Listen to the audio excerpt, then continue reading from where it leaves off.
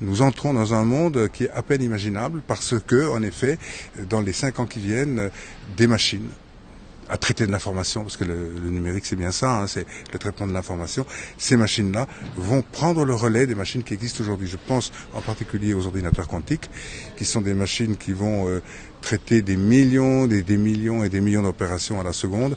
Elles le feront de façon telle que elles ne penseront plus de manière analogique comme les machines actuelles, c'est-à-dire oui ou non, mais elles vont penser oui, non et peut-être. C'est-à-dire qu'en réalité, elles vont inscrire un stade supérieur, si on peut dire, dans leur comportement, qui est, disons, la pensée floue, la pensée humaine. Et là, par là, elles vont se rapprocher terriblement des process de pensée qui caractérisent l'être humain. Donc là, il y a quelque chose qui est en train de se faire. On ne connaît pas encore les contours de cette évolution, mais elle est inévitable. Ces machines-là existent déjà chez D-Wave, au Canada, à la CIA, chez Google. Enfin bon, ces machines-là, elles sont là.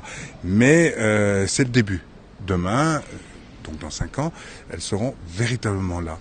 Et moi, j'attends ça avec beaucoup d'espoir. L'intelligence artificielle, c'est un mot aujourd'hui qui décrit les systèmes tels qu'ils existent et les ordinateurs classiques. Lorsque Igor parle des ordinateurs quantiques, on franchit une étape qualitative. Et on est dans un autre monde du point de vue du traitement, de la production de l'information. Et on est tout près de ce qu'on appelle, attention, ce mot est parfois un petit peu effrayant, la conscience artificielle. La conscience artificielle. Alors, bien entendu, il s'agit de mettre en place des garde-fous. Bien entendu, il s'agit de comprendre que cette conscience n'est pas un rival. Cette conscience artificielle n'est pas faite pour concurrencer et même, pourquoi pas, pour détrôner l'homme de ses privilèges d'être pensant. Pas du tout. C'est une pensée artificielle, donc, mais qui aura des propriétés, qui aura en même temps un sens collaboratif avec l'être humain, qui est extraordinaire, en ce sens que sera à l'origine, cette conscience artificielle, d'un nouvel humanisme. C'est pour ça que nous sommes optimistes, Igor et moi, et que nous ne partageons pas les cris d'alarme qui sont parfois ici et là proférés par des scientifiques, Stephen Hawking, et puis d'autres qui sont derrière lui, et qui disent, attention, on est en train de créer une nouvelle... Mais non, pas du tout.